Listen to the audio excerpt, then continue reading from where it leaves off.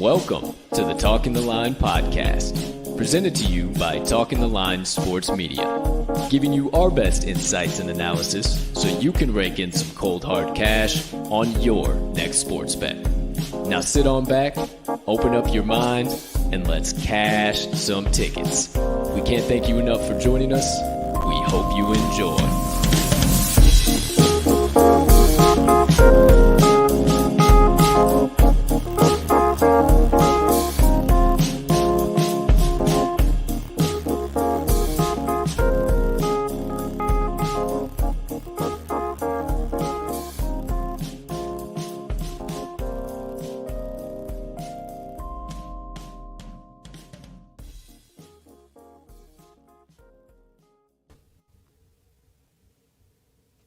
Good morning, good afternoon, good evening, ladies and gentlemen, degenerates and gamblers, far and wide. Welcome in to episode number 231 of the Talking the Line podcast on this absolutely beautiful February the 24th, 2022. It is absolutely beautiful day to be alive, my friends. The rest is up to me and I don't know about you, but I'm choosing to spread positivity, and it's going to be nothing but positive vibes and good energy coming your way for the next hour and a half. So I suggest you click it or ticket, and lock in today, my friends, because we got one hell of a show coming at you. But before we get to that, please take a few moments to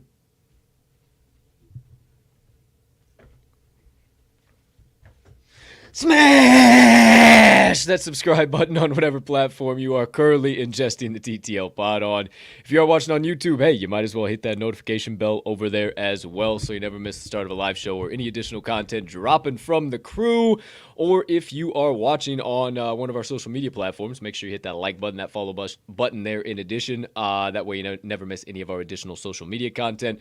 Or if you are listening to the pod on your favorite podcast directory, make sure you subscribe there if you haven't already, as we do release the audio of every episode after each live show is complete. Next item up on the docket. Hey, if you could be so kind, you can find it in your heart to do so while you're watching today's show. Maybe go on and hit that other like button. Leave us a comment, leave us a rating. Jump on over yonder in the live chat if you are watching live. We always love to connect with you guys live here on the show. No question is off limits, and we will love to pop it up on the screen. Or, hey, maybe in addition, hit that share button over down there somewhere. Send it on over to your brothers, sisters, mothers, fathers, aunts, uncles, friends, enemies, neighbors, people who live on the opposite side of the damn globe as you, but you would refer to as a good old-fashioned ticket cash and degenerate, because that's what we are here at the TTL pod, and we can't thank you enough when you do all of those things, because it only helps us make TTL Sports Media bigger and better for each and every one of you. Last, certainly not least, head on over down there to this episode's description where you will locate the Talking the Line link tree. Within that link tree, you will find the talkingtheline.com website, all of the TTL Crew social platforms, and our additional content so you can consume all of that jazz in one convenient location, however and whenever you please.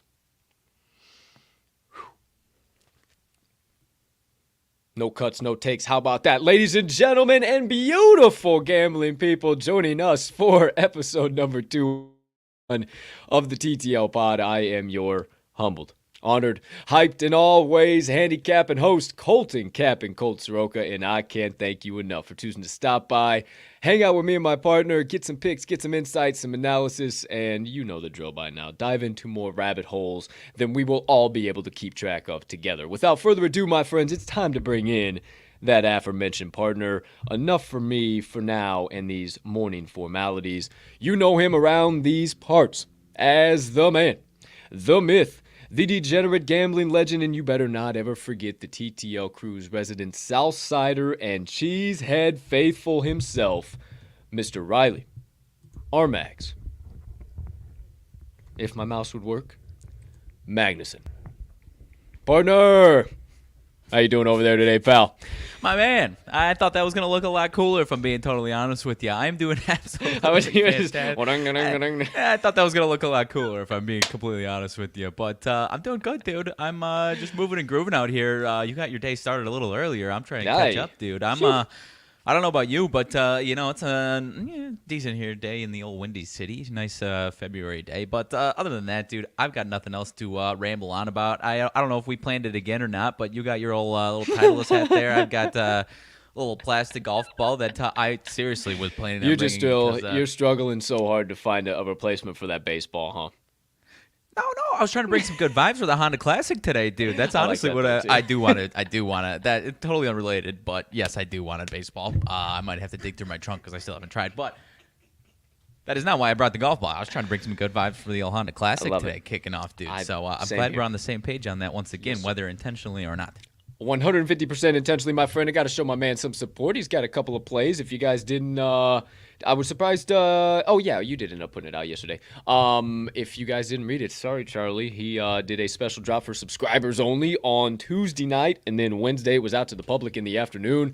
And now they have teed off, so you can't lock these bad boys in anymore. I'm riding with you, partner. Let's get them to the pay window once again. 3-0 last week. I feel another 2-0. I'm not worried about it whatsoever. Outside of that, dude, what's going on your end of the Windy City? Nothing much, dude. You said it. Billy Horschel off and running already. Nice start so far. Mr. Keith Mitchell this afternoon. So, I'm more of need these guys to not fall off a cliff on day one as opposed to I need to see them in the top 10. You know what I'm trying to say? 100%. Avoid those +5, +6s on day one, and then after that it's rock and roll. But other than that, dude, just decent. Not a decent. It wasn't as sick as far as entertainment-wise college basketball slate last night. We got NBA back tonight, dude. I am absolutely juiced. Yeah. So I'm sure we've got plenty to talk about today. You know me, I get my my fix with just straight college basketball. I don't need no NBA in my life, but I know you are a happy little fella getting your NBA back in your system. I don't know what the fuck I was trying to say there, but obviously, definitely hyped to be that. A lot of the betting community is hyped to have the NBA back because they were getting dragged through the mud, for lack of a better term. Speaking of drag through the mud. We're a full transparency show here at the TTL Pod, and we will never run from any of our plays. We will never hide any of our plays. We will never change our profiles. We will never use burner accounts. We will never communicate with ourselves. Well, sometimes if nobody communicates on a funny tweet, then maybe I'll just comment back and forth with myself. Sure. But either way, we will always show up day in and day out with our fresh faces, bright eyes, and big smiles. And we will always recap the TTL Crew's best bets of the day from the previous day. So you know the drill. It is time to do that right here, right now. My best bets and RMags best bets. From February the 23rd, 2022. Oh, I'm just kidding. Come on. You know it was a great day yesterday. If you decided to back the crew, we had an absolute barn burner of a day. Both special plays make it straight to the pay window right in between us. The Wednesday Warrior Creighton +5 easy money, cash money, moolah, crazy baby. Parlay pop-off, Notre Dame Fighting Irish. Sorry I ever doubted you, partner. Hell sweaty. of a pick there, sweaty. my friend. It was sweaty, though, for sure. South Carolina Gamecocks. Thank goodness that is the one that we decided to go with instead of Rutgers, because I'll just segue into my plays. South Carolina +2, easy cash money, no problem whatsoever. Had it the whole game, barn burner and a half, and then Rutgers just couldn't do what Rutgers has been doing all year long.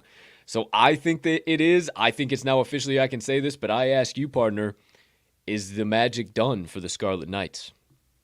It's tough to say, dude, because they ran into an opponent where it's like, I don't know, as far as your list of situations to back or fade a team, as far as coach gets suspended for 5 games for fighting the opposing coach. I don't know if that's we need to put that into our back that team next time around category or not. So on the board. I don't know, man. I think you just got to stay away from Rutgers for another couple times, and hopefully they become, because I was about to say, if they win this game, they're essentially America's team, dude. Essentially, at least a Midwest team. I don't know, man. I hope they get back to it. I hope they can squeak their way into March, because it's a damn fun team to be a public dog. Honestly, they always are, but it's a fun public dog in my opinion. Yep, I know we had a handful of listeners that rode along with us on the Wednesday Warrior and the Parlay Pop-Off yesterday. They were messaging me on one form of social media or another, so shout out to y'all. We got that bad boy straight to the pay window. We're going to keep bankrupting every damn book on the marketplace. Now, the Moneyline Dice, I told you yesterday, they might be ice cold, my friends. They go 0-2 yesterday. Cincinnati +2.5 and the over, not even close on either one of them. That now moves the Moneyline Dice, my friends,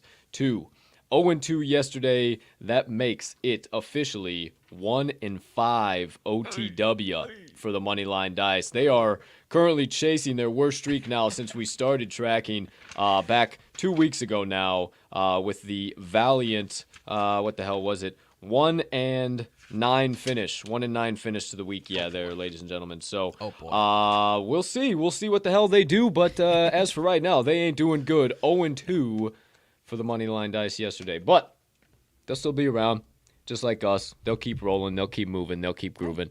Partner, I got to make a quick adjustment. My damn mouse is jacking up here real quick, and it's been fucking with me this entire time. I got to be transparent with you guys. I have my brain ain't been straight because of stupid mouse. So, let me do one of them numbers, like a fucking old Nintendo, little 64 for you. No, dude, but honestly, as far as the Moneyline butter. Oh, nice. As far as the dice are concerned, dude, it's like, do we just buy into these trends of 1 week they're the best bet gamblers in the world, the next week they're the worst, and we just gotta, week by week fade blindly? I mean, I'll be honest, I have a hard time throwing actual money down on plays that aren't mine, but on these trends inanimate are hard objects, to deny. But it's hard to deny. It's hard to deny. Yeah, it's just like they have I don't know how it's possible, but they do have a bad week, and then they have a good week, and then they have a bad week, and then they have a good week, and we're kind of right in the middle of a really bad week, so maybe fade the dice for the rest of this week. I don't know. Who am I? What do I know? Outside of that, partner, anything else you got for yesterday's best bets before we keep it moving, keep it grooving? No, sir, I don't believe so. ACC was a sweaty one across the board, but, Yeah, everything in general on yesterday's college basketball board was holy smokes all Friday. Good but great slate. We'll talk plenty about it second half of the show and plenty of other nonsense, dive into rabbit holes. Who knows what the hell's going on? Oh, that's right. It is Music Trivia Thursday, my friends. Can't wait. Stick around. Second half of the show. We'll get into plenty more banter, plenty more nonsense. But for now, we'll button it up just a little bit. Not really. You know us. We don't do that shit. So, get into the first half of the show. First things first, we might as well cross this bridge because I almost screwed us yesterday and didn't do it. And that would have been really bad because we had a great day. So, my friends, lift your mugs up high. To me. To you over there, good sir. And all you beautiful people sipping the black elixir, the guys, hey. Take your sip. I'll be right back. I don't know why. Woo! You do that. I think you do that every day, the hey, but for whatever reason, I actually thought it was like... Always saying it to you like, what do I do?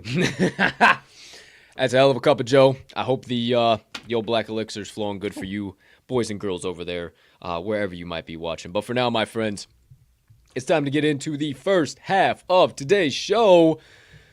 Flip the old screen, hit the old ticker. It's time for RMags Best Bets of the Day. My good friend over there, please let him rip, let him have it. And as always, you have the floor. I appreciate you, my friend. I am going to kick it off because it has been about a week since we have been able to cash some tickets in the NBA. I'm kicking it off in the NBA, my friends. And I'm taking a road favorite, laying some wood with a big road favorite. I am taking the Phoenix Suns -10 on the road in OKC. Now, I am very aware that Chris Paul is not going to be available tonight or for the next handful of weeks, but since he has been with the Phoenix Suns, they are 4-0 straight up over the last couple of seasons, including the playoffs, without that man. So I am less concerned about that because they are playing a walking dumpster fire who is going to be a partner without arguably, not their best player, most talented player, but arguably their most important player. Mr. Lou Dort is out for the Oklahoma City Thunder tonight. And the defense of this Thunder team is really the only respectable aspect of their game, and it stems on, I shouldn't say 100%, but a large part straight from Lou Dort. Without him this season, they are 1-6 straight up, my friends, and it is not a strong list of teams that those 7 games are against either. Their offense is miserable, man. They are dead last in the league in points per game, field goal percentage per game, and 3-point percentage. So this Suns defense, regardless of Chris Paul being out, this Suns defense should dominate them. First 2 meetings this year between these two teams, Suns held them down to 97 and 101. One with SGA, that's a mouthful. Shai Gilgeous-Alexander, one without. So one with, one without, 97 and 101. He is actually back tonight for the first time in a while. So I actually think there's going to be a little bit of a rust factor, but essentially I'm not concerned about SGA in this one because the Suns defense is going to shut down. Even if there was one game amongst that where he had, I think, 29 points, and it still did not matter because there is not a single other person that can get the ball in the hole consistently. My friends, a couple of trends, and then I'll finish it up. The Suns are 7-2 last 9 on the road against the number, and 6-2, partner, another one that I like. 6-2 last 8 on 3+ days rest. Obviously, it's a lot more than 3+ days rest, but they've proven when they have some long layoffs that they are going to be well rested as opposed to rusty. So 6-2 last 8 in those situations, and the Thunder 0-3-1 last 4 versus a team with a winning road record. Not a ton of other trends for them, but I do like this play a lot, my friends. Suns -10 to kick things off, my partner. I like where your head's at, man.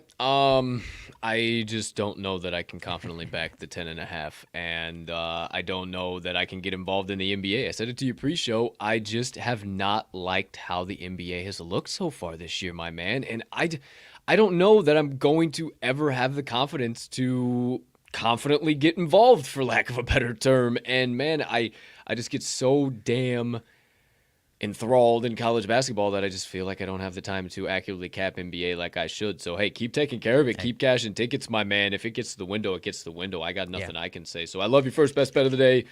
You guys should too out there. Phoenix Suns, -10, 10.5, wherever you're seeing it at. Partner, what's number 2?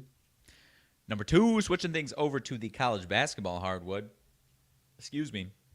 And I'm going, much like I did yesterday, partner, we are going to a conference that we have not had a ton of action on because it has been a big, fat mess. I'm going to the Pac-12 tonight, people, and I am going to UCLA and Oregon. Oh, boy. And I'm taking the home dog, partner. And I know that might sound stinky. I am taking the home dog. A lot of my monetary liability I'm seeing on the UCLA Bruins. A few reasons for me in this one. Road struggles for UCLA this season have been pretty consistent all season long. 82 points per game scored at home for UCLA, but down at 69 points per game on the road. They just struggle quite a bit. There was a game recently against USC where they lost as 4.5-point favorites. So especially as road favorites, it's been tough sledding. And Oregon's ATS number at home has not been great, but they're 11-4 straight up. This is the first time they've been a dog at home in the Pac-12 play.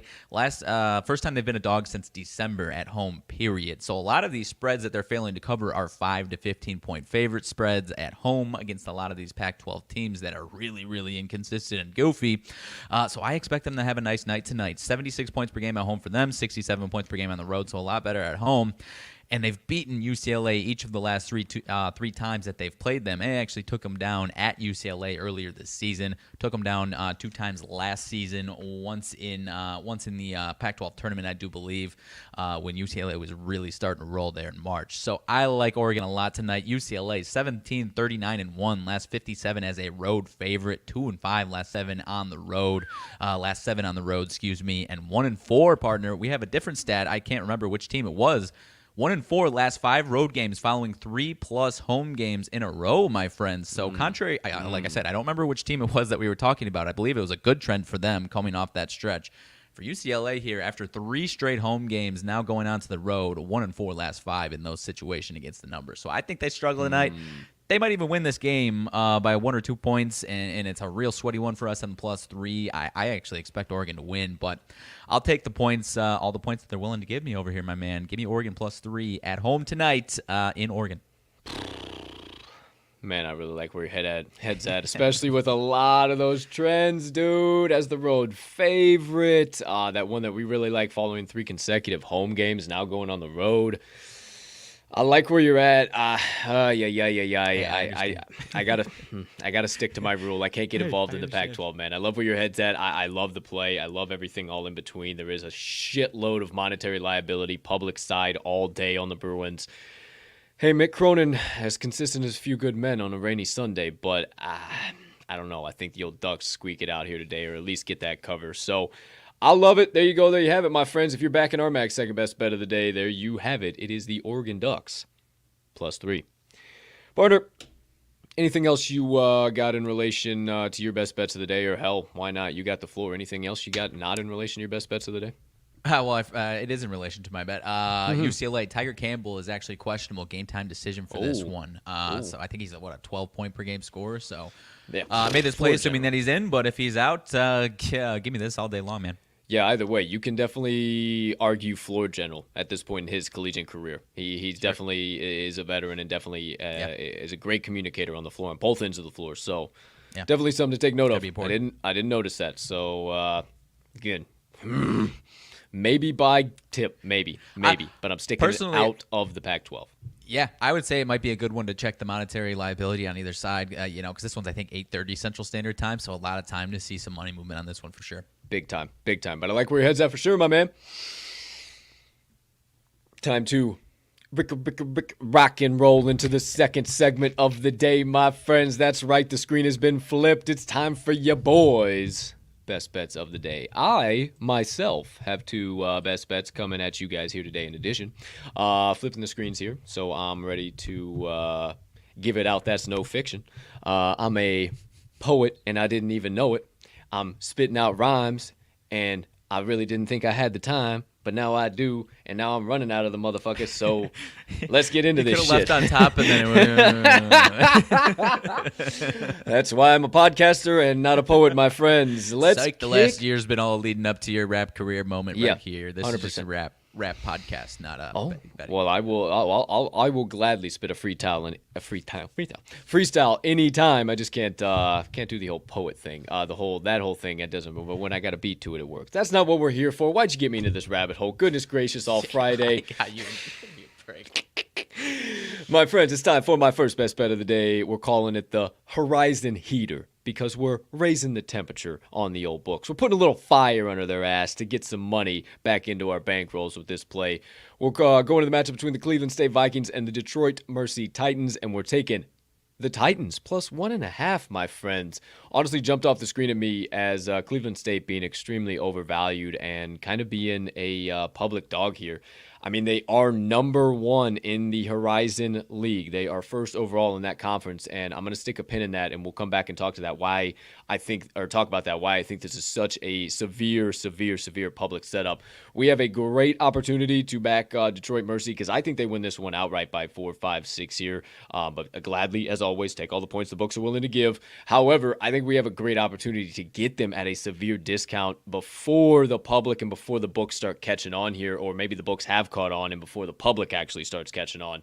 You probably don't know who the Titans are, but guess who does? Your boy. So I got plenty to talk about them. Here we go. Let's get into it. All right. Detroit Mercy, they might be 12-13 straight up on the year. You might see that jump off the screen at you, but they're 14-9-1 against the number overall this season. So they have been solid at covering. what really got me to side with them 100% is that they're 7-0 straight up, 6-0 against the number on their home hardwood. They've been damn good in front of their home fans, and they have one of the most electric guards in the Horizon League on their team, if you didn't know about him. He averages 23.5 points per game, 3.5 boards, and 4.6 assists. That is Mr. Antoine Davis. He is an absolute dog. Look for him to absolutely light it up on both ends of the floor, but especially offensively here for the Titans. Honestly, all of that's not even the best part, my friends. I talked about this on Dawson's show this morning, but they started the season 9 straight road games. These schedule makers absolutely killed them. And then they went on their home hardwood. They played 3 straight home games. They won and covered all 3. Then they played 4 straight road games right after that. And then came back home to play 2 home games. And then played 5 straight road games after that. Their record straight up is simply because they have not had time to rest and recover, having been in buses, in hotels, and all over the damn map playing their damn games. And now we find ourselves here. Their 3rd straight home game, coming off of back-to-back wins. Last one was against Wright State, a get-your-lick-back game, if you will. Put a pin in that, too. And that was 80-75. And then against Northern Kentucky, 60-52. They were underdogs in both of those games. Point-blank period, the schedule makers fucked them, and they're finally starting to come around and starting to get things in the right track. So I love it here, but let me tell you a little bit about Cleveland State so you get a little bit more, because you got to have opposing points to be able to sell things, right? So Cleveland State, 19-7 straight up, 12-12 against the number overall. So been a little bit overvalued in some spots, and I think that is one of these spots here. 5-4 straight up, 6-3 ATS on the road, so nothing world-beating. And here, let's take out one of those pins. I talked about this being a conference game, and Cleveland State being number 1 in the Horizon League. Well, they're 15-4 straight up in conference play, going up against Detroit Mercy, that's 9-6 straight up and 7th in the Horizon League. Typically, I would look at a +1 dog at home and be like, where's the setup? This team is usually the better team. What's going on? In this case, it's a setup for Cleveland State, and Detroit Mercy can really shake some shit up here with a win today. I think they get it. They're only just behind Youngstown State, Oakland, and Wright State. 3 really, really solid teams just to tell you how good this damn Detroit Mercy team is. I think they absolutely come out and rock and roll. This is Detroit Mercy's 3rd straight home game, as I already said, and Cleveland State's 4th straight road game. So a little bit something to think about there too. So it seems to me like all the damn stars are lining up in this matchup. And again, I really think the Titans are going to win this one outright by about 5-7, somewhere in that ballpark. So, hey, call me crazy now. Feel free to quote me later. Find a separate prop market on that bad boy. But I will gladly take the point or whatever the books are willing to give you wherever you're finding it. Detroit Mercy +1.5, but you don't believe me? Believe the trends. Cleveland State 2-5 ATS, last 5 following an ATS win. Detroit Mercy 13-6-1 ATS, last 20 following an ATS win. 3-1-1 ATS, last 5 versus a team with a straight up winning percentage above 600, and 10-1 ATS, their last 11 games played on their home hardwood. Give me the Titans +1.5. First best bet of the day. Dude, I like it a lot, if I'm being honest with you. The home stuff there, dude. We've been paying attention to this Detroit team a decent amount. I personally didn't realize that type of spot. They're 5-13 straight up on the road. What are we talking about here, man? Gangster. They're fantastic at home, man. And this conference, I mean, people are going to look at Cleveland State standing on top of it, right? The difference between the middle of the pack and Cleveland State isn't obviously by the spread. It's only a 1.5 point spread when they're on the road, right? So I like it a lot, man. And I would gladly, in a matchup with Cleveland State, I would gladly take a Youngstown State, an Oakland State team, or a Wright State team, and I put them right on the same pedestal that I put this Detroit Mercy team. Yeah, People just don't talk about the Detroit Mercy team. So put your mid-major pants on, kids. It's going to get wild for that one, but I promise you, we're getting it to the pay window. Second best bet, coming from your boy. It's still mid-major, but a little bit more upper echelon mid-major, if you will. Nobody really watches the Horizon League at the end of the day except me and like some of the most diehards out there. But we're going to the American, my friends. Haven't had a whole lot of opportunities to get involved in the American. It was one of my favorites last year because we were obliterating it, and hopefully we can kind of carry that trend into this pick. We're calling this one the American Annihilator. In lieu of what the fuck's going on right now, probably not the best name for a fucking pick. World War III, maybe shit coming. Who the fuck knows? Probably not the best fucking. In lieu of fucking. Who knows what the fuck's going on? What did you say? What did you say? I said the American Annihilator. That's probably just not. It's all right. Yeah. He wants the value. It's all good. No big deal. We'll talk about. I don't want to talk. I want to bring. Annihilator. AAC Annihilator. I want to bring some funniness, some light to that topic in the second half of the show, because that's some real bad shit going on right now. But keeping it moving, keeping it grooving. We'll get to that second half of the show if you want. If you came here for bets, that's what we're going to stay on. Now, first things first, we're going to the matchup between the Temple Owls and the Memphis Tigers. And I'm not afraid of this line movement whatsoever. I took the Temple Owls plus 11. It's up to plus 12 or 12 market consensus, 12.5 in some spots. But I am really not concerned about it, because the last time I looked, which was just about 30 seconds ago, Memphis was still getting about 25% of the bets with 99% of actual money wagered on this game. So, partner, can you say it with me, please? Severe monetary liability. It is not a sharp side. I am not buying that bullshit. It is a complete overvaluation of the Memphis Tigres. You don't believe me? They're 15-9 straight up, 10-13-1 against the number overall this season. On their home hardwood, it doesn't get any better. 10-2 straight up, but 6-5-1 ATS at home. Yeah, go ahead, laugh out there. You guys try and put these words together as fast as I do. They're coming off of a 57-73 loss against SMU in their last game, and you could say to yourself, oh my goodness, this is such a rebound spot for the Tigers, finally back on their home hardwood. Whoa, they also played 3 road games. They're finally back at home. Partner, you literally just talked about it in your trends, man. This is that exact spot. Kind of flip-flop, but they just played 3 straight road games, and now they come home. It's supposed to be a big, welcome home party. They finally get relieved from their struggles. And I'm sorry, my friends, they only but continue. It's just a trend that happens in college basketball, and I don't know why. And I love to fade teams in this spot, especially home favorites in this spot. Put a pin in this for a second. We'll come back to it. Memphis Tigers are 9-5 straight up in AAC conference play. That puts them in 3rd place. Remember that. Now over to Temple.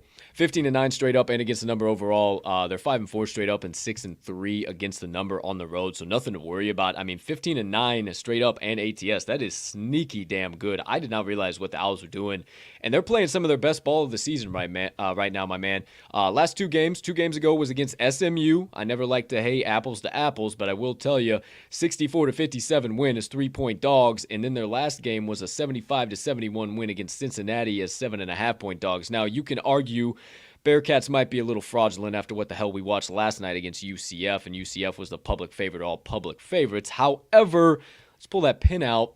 8-5 straight up for the old Temple Owls. That's good for 4th place in the American. So, gee, wouldn't it be interesting if the old Temple Owls won this matchup? Wouldn't it just shake shit up in the old American Conference? I don't know. Who am I? What the hell am I to say?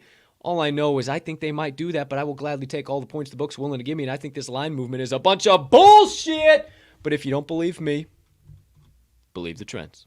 Temple, 7-2 ATS, last 9 overall. 5-2 ATS, last 7 on the road. 5-1 ATS if, never mind, not if you combine them. It's just 5-1 ATS, last 6 as a road dog. I didn't say dog before, it was just overall. Short-circuiting in my own brain. It's okay. Ignore me. But don't really ignore me because I'm your podcast host, so you actually got to listen to me. So what the fuck am I even saying? Temple, 9-1 ATS, last 10 road games, was a team with a straight-up home winning percentage greater than 600, 20-7 against the number. Here's your sample size, partner. Their last 27 Thursday games. 7-2 ATS, their last 9 versus an AAC opponent, your personal favorite. And 8-3 against the number. The last 11 meetings with this Memphis Tigers team. Oh, baby, it's way too many points. I think they win it outright. Take them all. But I will tell you, as a smart betting man, even though I'm saying all of this and hyping you up, don't take it under 10. If it drops back down, which I don't think it does, don't take it under 10. I don't know. I might have the Yones to do a little sprinkle on the money line by old tip-off here at 6 p.m. Central Time. Either way, second final best bet of the day for me. Temple Owls, plus 11. I like it, my man. I told you this was one that jumped out to me, dude. I think it's too many points. And the other thing for Memphis is we were starting to talk about them. Oh, maybe they're finding some momentum. They lose that game against SMU. Looking back through, man, whenever they lose this season, they lose in bunches, man. 3-4 games in a row. I think there was only one case where they won or lost one game and then bounced back on that one loss. Every other time, man, they've lost like 2, 3, 4 in a row when they lose. So it's not good. Like you said, they could lose this game. Not but good. Love the points, man. Love the points. 150%, man. It's almost like Penny runs him wild for that the game after the loss, and it just like tuckers them out for the next 4 or 5 games until they just like get rejuvenated. I don't know. It's kind of bizarre, man. I see the same thing. So there you go. There you have it, my friends. My best bets of the day. Let's keep the proverbial podcast train steaming on down the tracks. Third segment of the day, the special play of the day, the Board Bender Parlay, baby. We got 4 legs on this bad boy today. We'll just rock it rapid fire right through these bad boys. Leg number 1. Going to Charleston Cougars plus 4.5. A little bit of Fugazi line movement last night. It touched 5, went to 4. I looked like it was going to hold pretty firm at 4, but then it or 4.5, and then it has dropped down and kind of held pretty firm at the 4.5 across the market. So I think it's pretty nonsense. To me, Delaware is just being completely overvalued just because they're on their home hardwood, and this is a really bad spot for them actually. As a home favorite, Delaware is 2-6 against the number.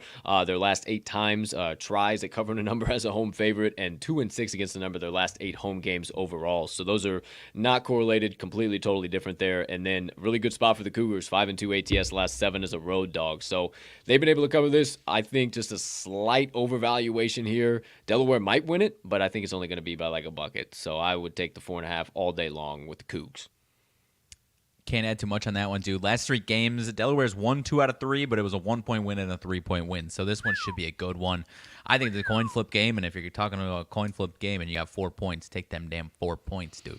That's why we work good together, partner. Leg number 2. Quinnipiac Bobcats.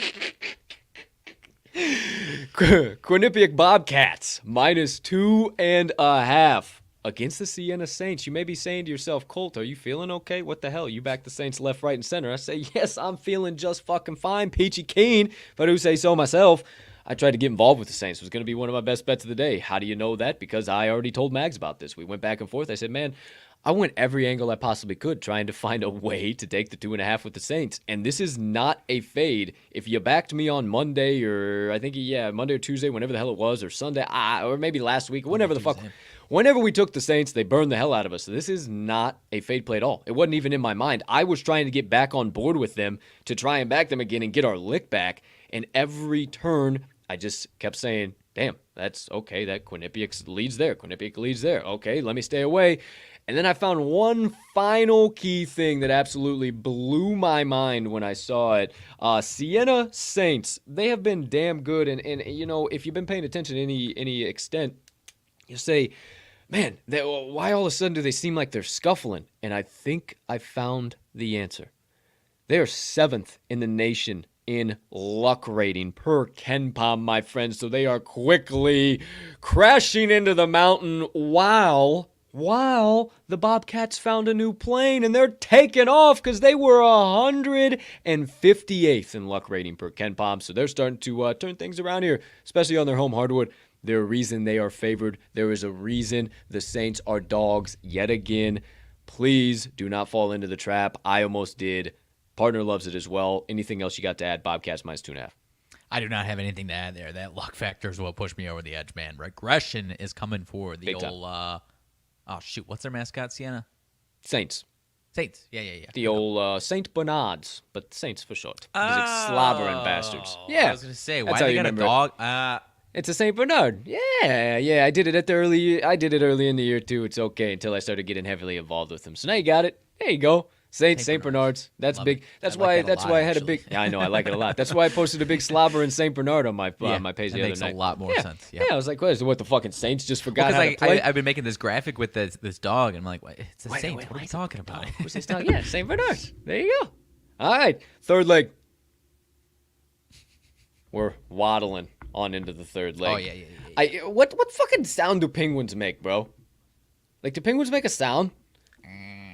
It like that's what I was gonna say, but I didn't want to just sound like a jackass at fucking 9:15 in the morning giving out plays. I think it's that. Either way, Youngstown State Penguins plus 6.5, third leg on the Board Bender Parlay, my friends. These Penguins are just being completely undervalued. This is the biggest smack in the mouth on this entire board today. The Penguins are sneakily one of the best teams in the Horizon League. Not saying that Wright State isn't. I've talked about Wright State already today. They're a damn good team. But Youngstown State, especially, I've talked about it on this show 5, 6, 7, a dozen times. Goodness gracious, I run out of breath talking about it. That when they're a dog of a sizable like 4, 5, 6, especially into the 7s, 8s, they're just damn good, and they're probably going to win that game outright. I don't know why. It just happens. It's happened all year long. So I'm not saying they win it outright, as always. Take all the points the books are willing to give, but man, when they're favored, they just suck. They're not good. They're not the same team. And then when they're a dog, they're barn burners. It's ridiculous, man. And it's almost the same thing for Wright State, and Wright State's here in the favored spot. So Wright State 4-9 ATS last 13 games. Was a team with a winning straight up record. 6-14 ATS their last 20 games following an ATS loss. Youngstown State 4-0 ATS last 4 games following an ATS loss, and 21-7 ATS their last 28 road games following a 3 consecutive home game stand. How about that? Same little trend we talked about earlier with that. So I absolutely love it, man. Anything else you got to add on top of this one? Oh, they need to bring this bad boy back as their primary logo, dude. Give me a break. Like, He's how so do you sick, bro. see that and not? And then Bro, what? We're just gonna stick with the Y. You know where we'll just stick with my the Y crypto ass goes? I would buy that as an NFT, bro. That's a fire ass NFT. That is a fire ass NFT. Penguin that looks like it's about to That's kick a your fire ass, ass logo, bro. I love that. That thing is fire, dude. I would buy that right here, right now. You know what? We're just gonna stick with the old Y as our logo. Yeah, let's just put a Y. That thing's gangster. That thing's dope. Seriously. That thing's ridiculous. Speaking of dope, gangster, and ridiculous, the team that inhabits this fine city that we live in. Shy City, my city. That's right, we're seeing red tonight, baby. You better believe it. Fourth and final leg. Speaking of 4, on the 4th leg of the week. Yes, that's right. Thursday is a leg in the weekly parlay. We try to get to the pay window, my friends. That's right. Hope that's a great visual for you. We're taking Chicago Bulls -4, my friends. Not really much I got to say on this one. They can be valued however you want to value them. They can be put in any situation. They're hot right now, and we're seeing red. I got no problems with it. I don't really have anything much to talk about it because I don't get too heavily involved in the NBA. So, partner, take the old mic away from me, and what do you say? Bulls 8-2 ATS last 10 at home, my man. At home, they have been solid. I've talked about the defensive issues, but at home, it has not been. It has been a lot better defensively, and their offensive efficiency is making up for it. 20-7 ATS last 27 as a home favorite, and the boys are back in town, dude. So we've talked about it. I mean, I've stopped trying to figure out, line movement, monetary liability on the Bulls because Bulls Nation is so rabid about this team right now, and especially when you have a week off and everyone, like you saw it, dude, I'm sure you saw it the last couple of days, starting to see people like, oh, I need them Bulls back. I need them Bulls back. Where the Bulls? Where the Bulls? Where the Bulls? There's going to be a ton of money dumped on the Bulls, and I get it. It's going to make you think that the Hawks are a good side to back because the Bulls are monetary liability, but that's been happening all season long, and it just hasn't mattered. I believe Zach LaVine should be back tonight for the boys. If not, still fine, dude. Bulls -4. Looks like it's down to -3.5 in certain spot, but we're seeing fucking red all day long, all night long. That's all I can see. That's all I can see. That's all It's all I can see. It's all I can't see anything else, man. It's nothing but red, nothing but straight red to the pay window. Oh, there you guys are. I missed you. How you doing? I'm still seeing damn red. I'm still seeing red. It ain't no fucking question, but I'll still come back. I'm still seeing red. But I'll hang out. I promise. I'm still seeing red. Hey, Chicago Bulls -4, 4th and final leg. I absolutely love it. Surprised to see the odds we got on this bad boy. I about shit myself when I saw this. Plus 1,266, over 12-1 odds on that 4-legger banger. I couldn't believe it. Lock those bad boys in. We usually don't get over much 600-700 odds, and I love these legs right now. So lock it in before anything moves. Get the best value. There you go. There you have it. The Board Bender Parlay. Okay, let me do one final flip over here. We'll just stick with all of the best bets of the day, then we'll keep the nonsense rolling here for you, my friends. So The usual. What you got? What you owing over there? Oh no, pal? it's about the game that we're about to talk about here. Oh, okay. Well, I'm glad that we didn't put it on the parlay, is what I'm saying. Good shit, because we really had discussed that. All right, good shit. Okay, without further ado, my friends, you know the drill. Rip out your sports books, or maybe head on over to your local brick and mortar, or maybe grab on up your paper and your old pens and your pencils, or whatever mode, means, or methods you utilize to take stock of the TTL Crew's best bets of the day, because right here, right now, this present moment, February 24th, 2022, the TTL Crew's best bets of the day are now live on your screen.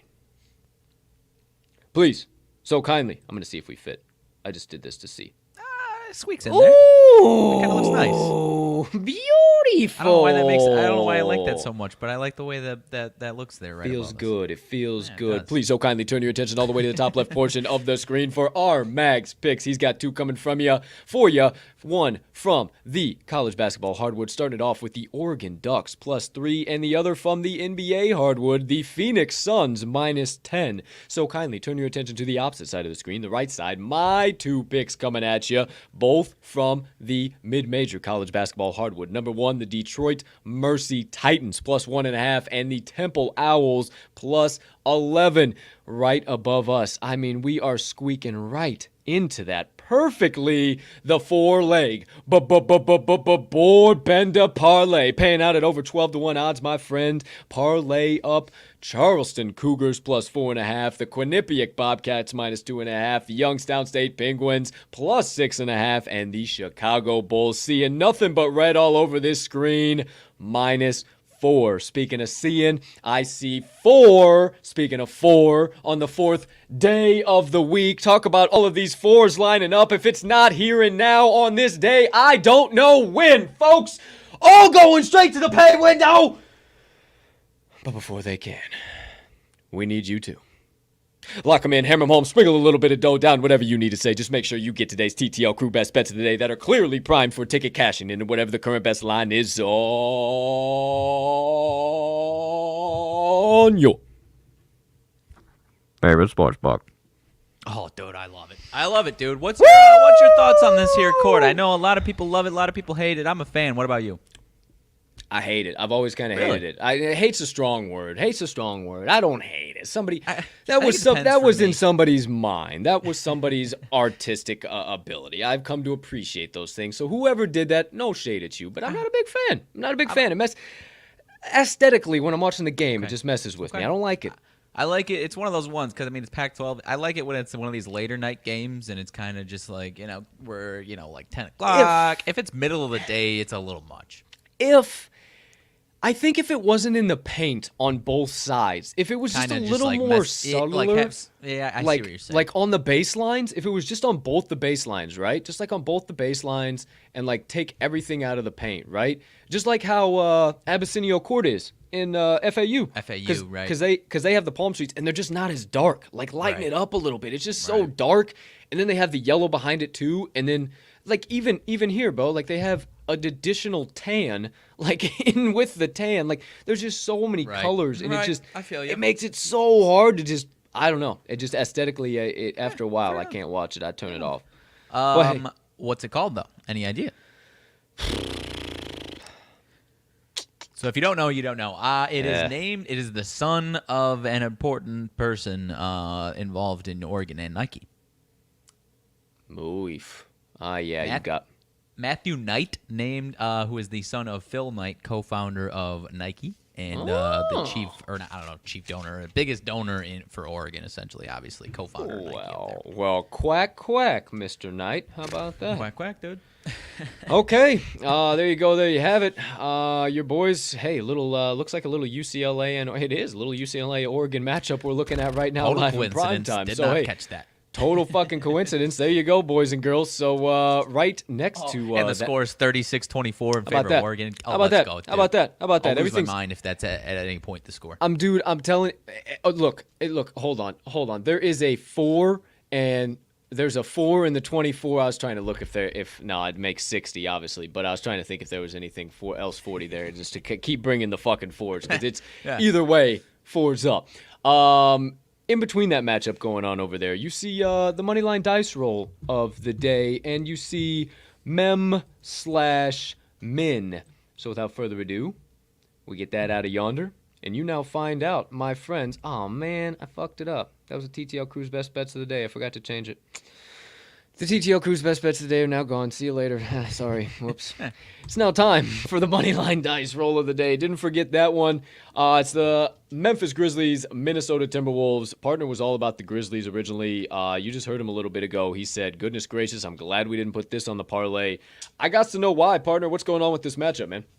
Alrighty, my man. So I saw it this morning at -3. Then you and I talked. It was down to -2.5. You said, okay, this one's going to be a little goofy. Not saying the Grizzlies can't take care of business, but it is down to -1.5. Yeah. So essentially, like I said, it's just moving all over the place. It's more of a, if you're getting involved in this, it should be strictly from an entertainment purpose, I would say, unless you know something that we don't. But 84% of bets on the Grizzlies on the road here in Minnesota, 71% of money on the Wolves. So if you're buying the sharp money, you're buying the Wolves right now and the way it's dropping. But like I said, Grizzlies laying 1.5 still on the road here.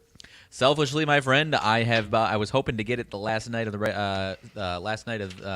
before the trade deadline, but one of my two team total picks of the season was Grizzlies over 41.5. So I love that that one's been sitting in my bet slip or my pending slips. They are 41-19 straight up, dude. I'm dying for this ticket to cash. Obviously, it'll get there eventually, but the Wolves plus 104 on their home court. What's that? Or will it? Yeah, lose out the next 22 games for sure. Goodness gracious. The Wolves plus 104 on the money line at home, my friend, and a big whopping total. Like I said, I mean, if this total doesn't tell you, you should be just, if anything, staying away. If anything, playing it from an entertainment standpoint, over under 239.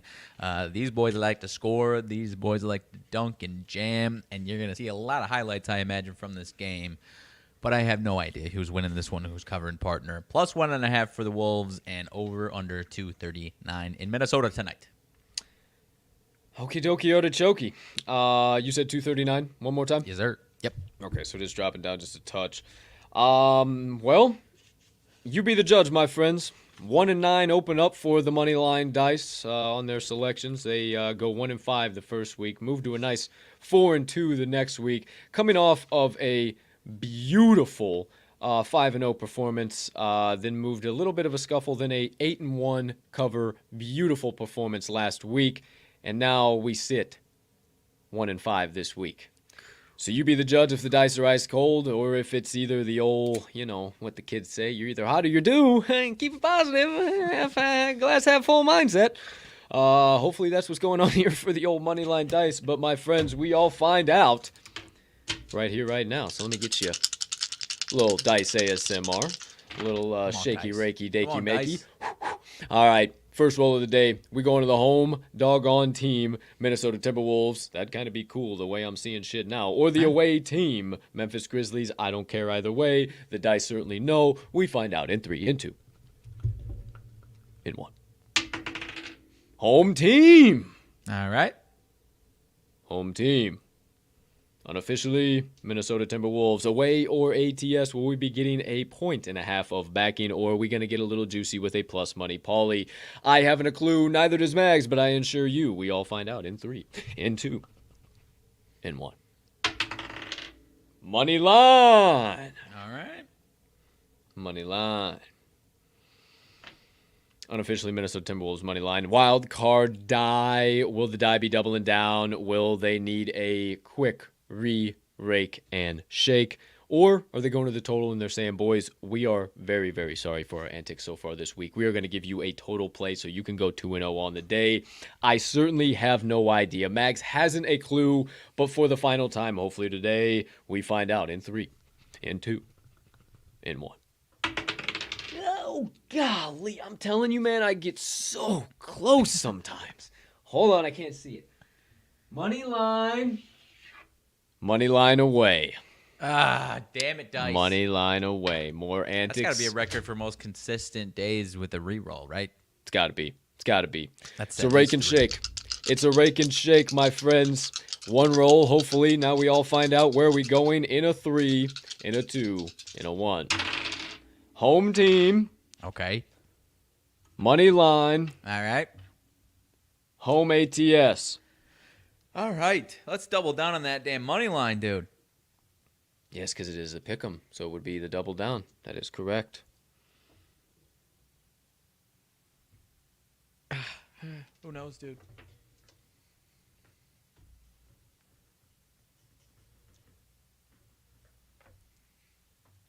The dice have spoken!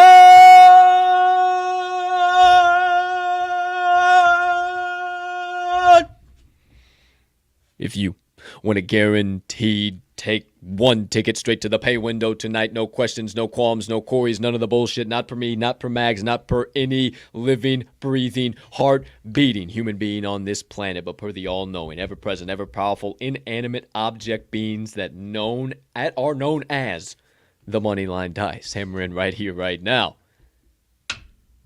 The Minnesota Timberwolves on the money line. Thank you, Dice. Thank you Dice. For my future ticket. I sure hope you're ice cold, but you know. Okay. The Minnesota Timberwolves on the money line.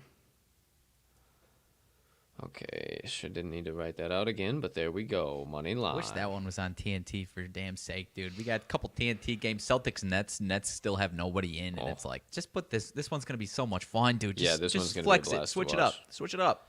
Yeah, we'll see what's up.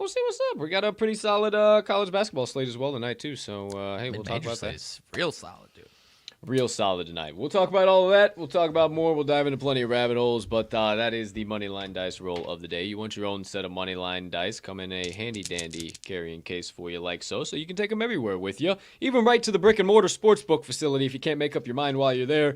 Go to moneylinedice.com. You just saw it go by my head here, and head on over there. Pick out anything you want. Nothing is off limits. They got merch. They got these Moneyline Dice. They got tracking books. They got MMA scorecards. They got everything you can want over there as a rambling, gambling degenerate, and your boys got your back when you go over there. Get it all in your cart. Enter code TTL10 at checkout, and you're going to get 10% off your first order at moneylinedice.com. Again, nothing off limits. Enter code TTL10 at checkout for 10% off your first order. moneylinedice.com. Okay, my friends, let's keep this proverbial podcast party pumping with the second half of the show. 4 minutes until the top of the 11 o'clock hour, and it is now time for Music Trivia Thursday. But first, partner, what's been burning on the brain, melting on the heart, festering on the soul that you have been dying to get out to all the fine folks that joined us on episode number 231 of the TTL Pod on this absolutely gorgeous February the 24th, 2022. You said it, dude. It's Music Trivia Thursday. Trying a new angle here. Should be pretty decent, I do think. But we are sticking with the old rock genre, my friend. Okay. Typically, Yes, not a ton of those. What is that? What is that called? Air horn? I mean, air. I know, but like the way when is it just an air horn? Yeah, just I air horn. guess. Okay. Aggressive air horn. Yeah, I was saying, I don't know. Anyways, we're sticking with the rock genre. Not a ton of those in the old rock genre, okay? And we've got, we've got 20, 30-year difference here of Sure. rock stuff. But little different than what I've done before. I'm going to name you a few songs from one band, and you're going to have to tell me what band this is that has these songs, okay? Okay, the rules Got change five up bands. week by bands. week. I like this. Okay. I think this one should be an easy one for you. I believe we probably talked about this one, but I'll start it off light, okay? I know you know all five of these bands. There might be one or two that you haven't really, heard too much of lately. But anyways, first one. Okay.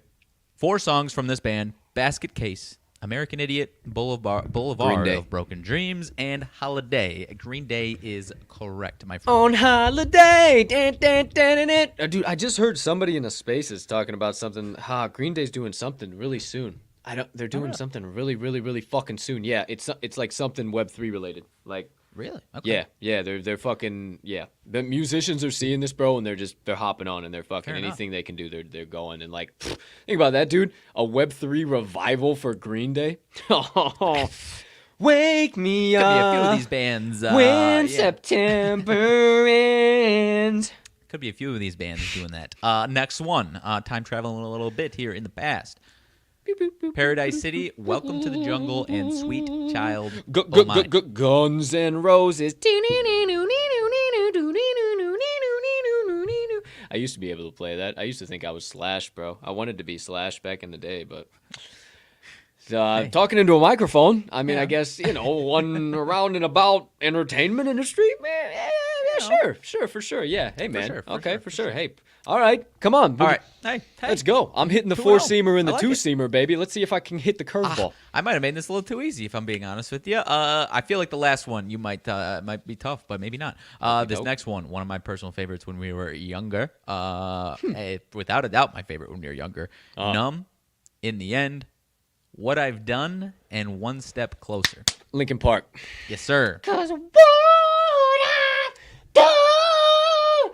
Bro, fucking Chester. Shout out Chester, bro. Oh, yeah, Chester Bennington, R.I.P., man. Yeah, that was 2016. No. I was working at CJ's.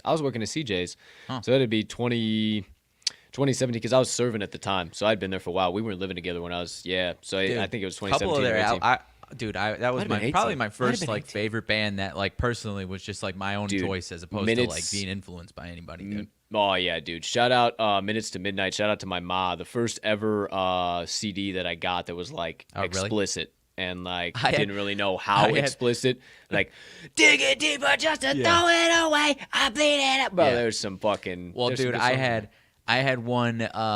It was like a live album. So I have 7 brothers that are 7 and 10 years older. So when I'm 9 years old, my brothers are old enough to drive and working and have their own money, right? Not getting wild, but old enough to get money and buy me actual presidents. Presidents. Oh. They had a live album where the cover was they were holding a grenade or something like that. And yeah. And so I was like, "What the hell is this?" Yeah, dude, so good. No, I didn't like that. So good. Linkin Park is yeah, dude. Live at Texas, dude. I believe it was. Awesome live album. All right. Yes, it is. All right. 2 left. 2 left. Older ones, or at least comparably to Green Day and Linkin Park. Older ones. Kashmir, Whole Lotta Love, Dazed and Confused, and Stairway to Heaven. There's a lady who's sure that the band's name is Led Zeppelin. There you go. And she's buying a stairway to heaven. That was my rendition. Love it. But Love I'm trying to. Dude. Now I really want to listen to some fucking lead to your head. Oh, bro, that might be this next one. This is the toughest afternoon. one. Toughest one. We'll see how big of a fan you are of this band. Okay. Kickstart My Heart, Girls, Girls, Girls, Home Sweet Home, and Dr. Feelgood. Oh, fuck. And there's a reason why it's also relevant right now. You're right. Fuck, dude. And the girls.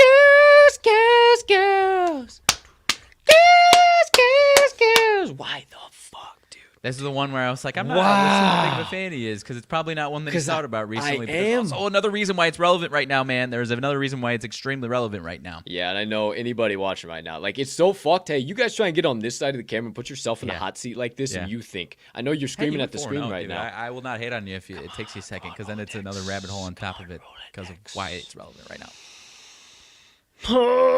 I see. Tapping into the 70s spirits, I see. Oh, no. 80s. 80s spirits, I see. Fuck. Man. 80s, 90s, I guess. This ain't right, but I'm going to say it anyway. Def Leppard. No, not right. Not a terrible guess. I actually just checked it out because I was looking at. I think they're going on tour with Def Leppard upcoming in 2022. It is Motley Crue, my friend. Crue. Fuck. Motley Crue, and it is very relevant right now because. Oh, sorry, go ahead. I got a quick shot. Who did I just say? Why am I blanking now? Because now you got me. Def Leppard, yeah. Shout out the Wenzels. We got Mama Amy, Brett Wenzel. Brett, big fan of Motley Crue, and Amy, big fan of Def Leppard. So shout out my Naperville fam because of ISU. Met them, would have never met them otherwise. So appreciate you guys. Shout the fuck out. It is relevant right now, partner, because Tommy Lee, drummer of Motley Crue, Tommy and Pam. Pam and Tommy, dude, my man. Good. Checked it out a couple episodes this past Sunday when I was a little recovery action. fucking incredible, dude. I heard Sebastian Stan, the Winter Soldier, dude, absolutely crushes it, dude. Absolutely crushes heard it. there's a I've only watched scene- the first couple still, and there's like Heard 7 there's episodes. a scene where his Wang just comes out and it's like a fucking baby's fist just fucking drops on the fucking table or some shit. Yeah. Okay, so what I've heard is correct. So I haven't, because I got rid of my Disney Plus account, so I just only have It's ESPN. on Hulu, actually. I know, but like I had ESPN Plus, Disney, and yeah. Hulu in that bundle, and I got rid of that, so now I only have ESPN Plus. So yeah, Seth Rogen's in it too, though. No shit. Because I like personally, it's so fascinating because like I did not know these stories like almost at all, dude. And it's essentially so they got married. Pam Anderson and Tommy Lee got married within like a few days of meeting each other. Essentially, fuck. He like chased her down to Cancun. They got married. And then within the same week, I think the timeline of it, the way they directed it is really interesting, but you really have to be paying attention. They make the sex tape within like the first week. They put it in a safe, whatever. Seth Rogen's character in this is like a carpenter working on their house that they are starting to renovate together. And Tommy Lee basically fucks him over really bad to the point where he's pissed off and like plans this whole heist where he heists this safe that's in Tommy Lee and Pam Anderson's house, and without knowing that there's a sex tape in it, and then essentially figures out that there's a sex tape. And so it's honestly, dude, like, is that the real story or is that just it's the real story. And then the parallels, dude, of Web 1 and Web 3, dude, he essentially uses like the starts of Web 1, or maybe Web Speaking 2. my language. I want to say no Web 1 for sure. Like the dude, like the initial, like him explaining how Web 1, or I obviously doesn't say Web 1 at the time, but World Wide Web at the time, dude, to people who are just like, come on, dude, what are you talking? It's fucking unreal, dude. Look at you saying Web 1. I love it. Because it was like, yeah, dude, fuck it. you, dude. I hate it, dude. I don't hate it, but let's go. But the parallels, dude. I mean, you've talked about the parallels of 30 years ago of how people are talking about it, and it's right there, dude. Because that's how they marketed it essentially. Because not to go down this whole rabbit hole, but they basically went to. So also, if you're a fan of Parks and Rec, Ron Swanson, Nick Offerman is essentially just like a porn director in this this movie, like real grimy looking guy. Let's go. But they go to a bunch of like the prominent like studios, because at the time like it was all like VHS, so there's literal like huge offices for these. It's like a big industry at the time, right? And all these like major people are like, no, are you crazy? Like if I do this, Tommy Lee and lawyers are going to come and fuck my life up. Why would I do this? So they essentially have to like figure out a way to get a loan shark money, and then they pump it out through.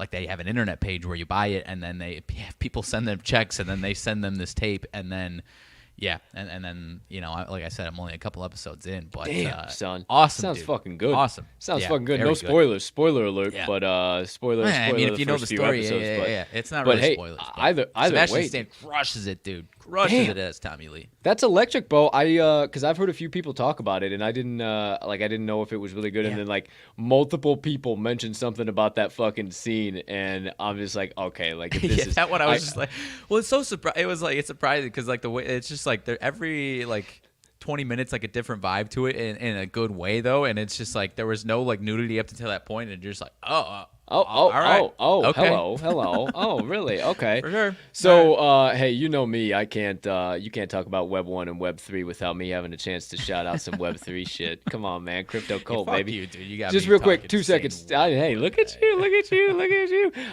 These isn't any plugs. This is just some straight up really cool ass fucking shit I want to share with you guys. So somebody in my community did this edit for me. Check this fucking shit out, dude, and especially with us being a podcast.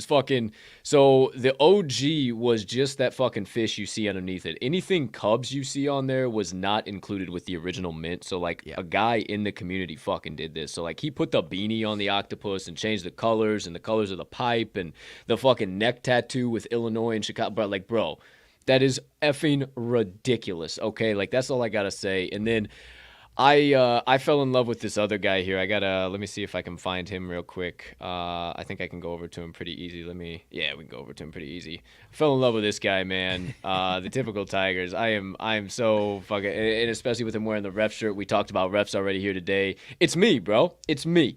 Off the wall, wearing a set of bunny ears, like what the hell, always fucking talking some shit, and ref shirt just to, make it, hey, I'm always talking about sports too. So shout out Typical Tigers, shout out the C-Bums NFT community. That's all I kind of wanted to say. I can't gloss over the NFT bridge without taking an opportunity to flex some art and tell you guys how fucking sick the community is. So, Crypto Colt, that's my plug for the day. What else is going on, partner? That shit looked really good on the screen. I can't tell you. I can't lie, though. Really that shit looked really fucking good. Sports news. Hey, Packers continuing to do some restructuring. Restructured up Aaron Jones, freed up a few, 3-4 another mil. So obviously not crazy. So you're saying he's coming back, huh? I'm not saying, but I actually saw somewhere. I think it was legit because a lot of other random books like offshore have these odds. It was like -400 that he's coming back to play for the Packers next year. Okay. We'll see what happens. We'll see what's going on, my man. I don't know. College basketball slate yesterday.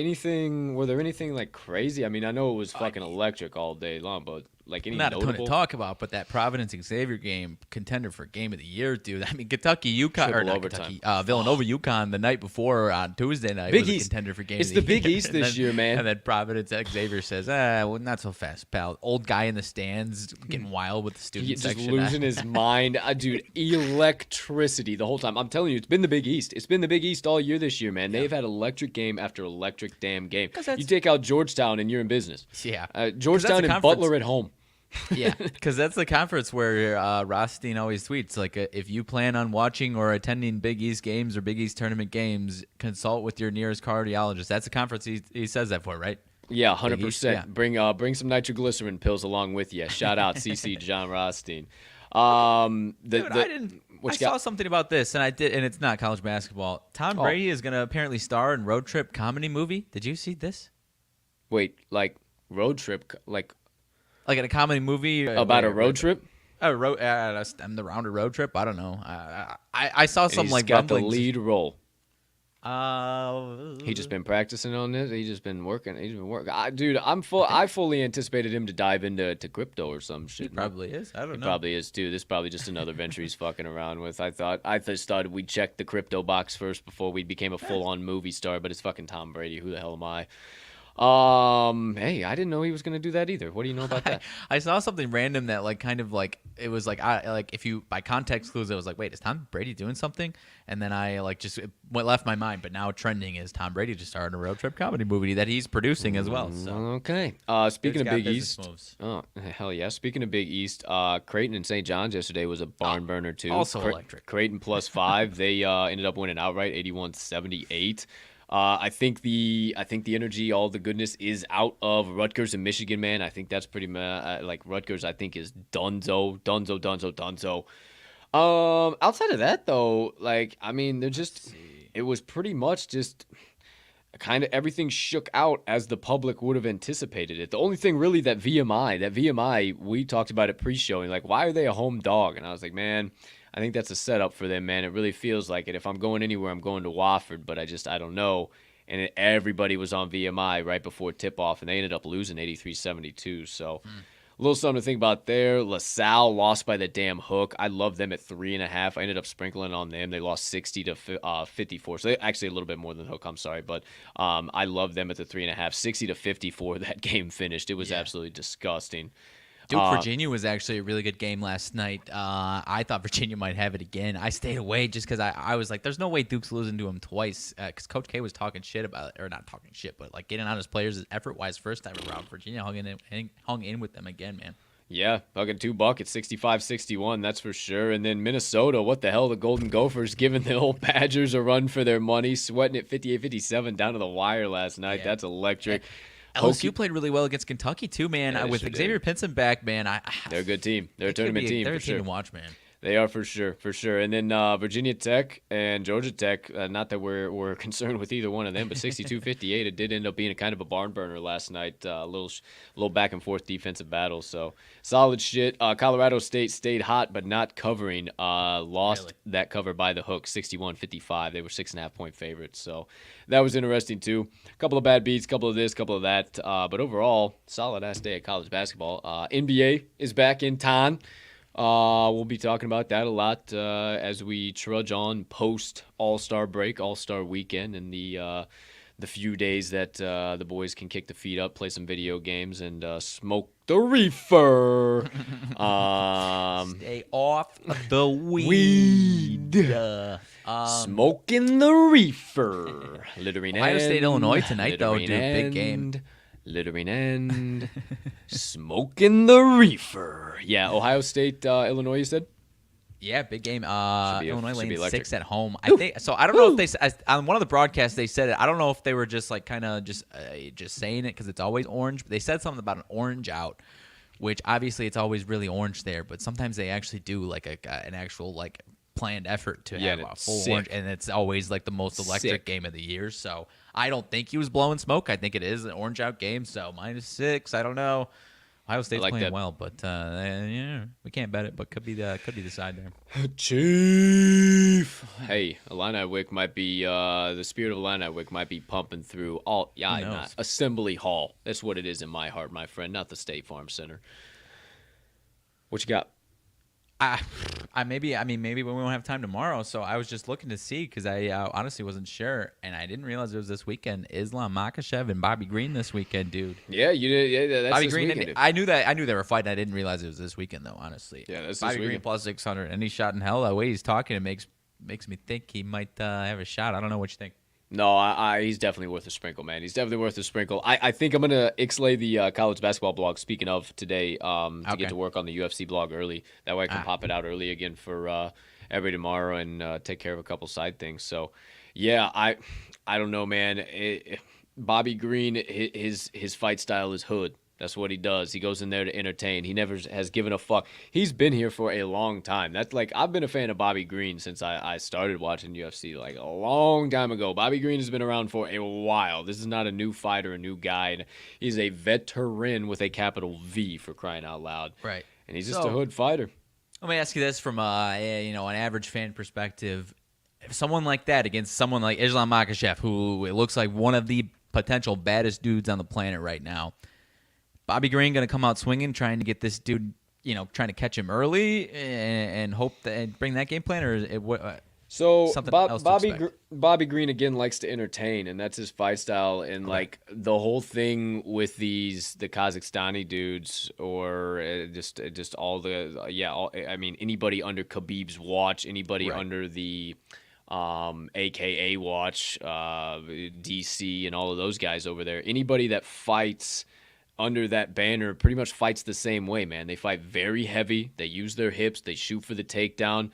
They fucking work on you. They ground and pound your ass until you fucking give up one of your limbs in a bad spot to protect your body somewhere where they keep ground and pounding your ass. And they might not be the hardest hits in the world. They might just be some little chicken shit hits, but it's enough for you to ground up. They grab an arm, stick you in a Kimura, arm bar, triangle, whatever the case might be, and then there's the fight. And I mean, they are kind of boring sometimes, just like watching that just sheer domination of just like laying on a guy and using your hips and just being patient and waiting for them. Just literally, that's all they do. They just are literally wearing on them, waiting for them to make a move. So if Bobby can somehow circumvent that, then like that's cool. But like he's already talked about it as far as like, yeah, he makes it really hard to make fights entertaining because Makhachev is not going to stand, and he could surprise everybody. He really could, but from what it looks like, Makhachev is not going to stand in there and bang. Like, he might for a little while, but the whole game plan is eventually going to be to get Bobby's fucking ass to the ground, use his heavy-ass hips, ground and pound his ass until he either is TKO'd or gets a submission. Period. That's how those guys fight. Okay. But if Bobby can make it fun, if he can keep it standing, like, I'm not worried about Bobby going to the ground. Like, I'm not. I think he can make it fun.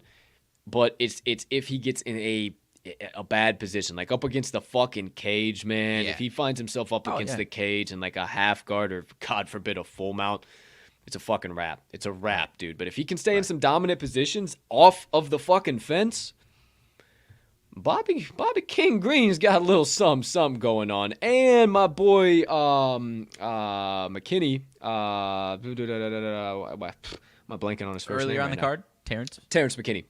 Yeah, it came to me as soon as you said it. Yeah, Terrence McKinney. He's fighting on the card too. So a couple of St. Louis boys, shout out. Can't wait. Bobby Green's taking this on pretty short notice, right? Bro, he just fought 2 weeks ago. He was the main event. If not last. No, it wasn't last week. It was 2 weeks ago. No, it was last week. No, it was 2 weeks ago. It was 2 weeks ago, right? Was it last week or 2 weeks ago? Mags, help me out. Yeah, he was on the pay-per-view. Right now. He was on the pay-per-view. Yeah, it was on the 2 weeks ago. So 2 weeks ago, He had a scrap and a half. Who'd he fight again? Oh, it was Nasrat Hawksprasad. I'm not going to even try and pronounce that one. Nasrat Hawksprasad. So they fucking, that was a scrap, bro. That was a fucking three round banger. Yeah. And Bobby won it convincingly, but it was a banger. Yeah, not like he knocked him out in the first round. Bro, so check right? this out. Here's the thing. Here's how you got to think about this, right? So Makhachev, you even just said it 2 seconds ago. Arguably one of the baddest men on the planet right now, or we're about to find out. Nobody wants to fight him. Nobody wants to fight him. So this fight pretty much like solidifies that whole talking, right? Yeah. Go down the list. Pop open the fucking UFC's lightweight division. You can fucking name guys till the cows come home until you come across Bobby Green's name. Yeah. And Bobby literally said, I'm kind of fucked up. You know what? I just already put on fucking 10 extra pounds. I'm walking it. Literally, he said, bro, I got the call from my manager and I'm sitting there eating a pizza at 195 pounds. I got to get back to 155 in 9 days is fucking insane. But here we go. Let's right. Exactly. Like, that's what he's doing. He is a hood-ass gangster motherfucker for what he's doing. He does not give a fuck. And to further even drive home the point, like, nobody wanted to fight Islam. And Bobby fucking Green, fresh out of T-Mobile Arena, goes right across the fucking parking lot to the UFC Apex and is ready to swing and bang again.